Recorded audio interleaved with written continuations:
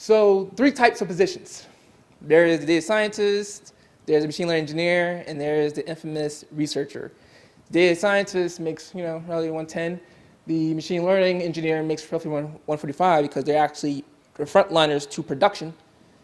And then there is the PhD level people who make the algorithms, write the white papers that come up with new ideas that actually be implemented in companies.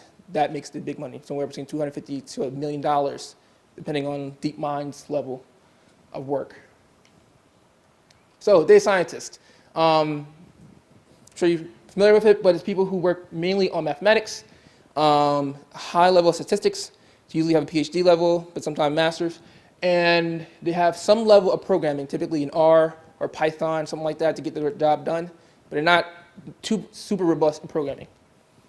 And then this is the roadmap for a data scientist. You can see it's it's a lot. Straightforward. Yeah, so there's a lot to do. That's why it takes about 5, 6, 7 years just to really get rooted in this field, because 1, things are changing, and then 2, there's a lot of material here that you have to learn. Programming, statistics, big data. You've heard all these big term words before if you work in this space. All right, so machine learning engineer, same concept, but this person here works directly in production. Like this person takes whatever the data scientist does and push it right into production. They build the code out. They're actually really good at programming, and they actually use TensorFlow or these different libraries and put them into production. All right. Now the AGI researcher, which is kind of what we got going on now. The reason why I say AGI versus AI, because right now the researchers are working on AGI. And coming up with the models to build this is making people this kind of money. And DeepMind is probably the one who's focusing on that the most.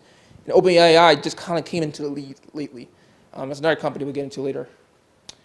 Typical job requirements. You'll get into Java, Python, and SQL. And that's typical for a PhD.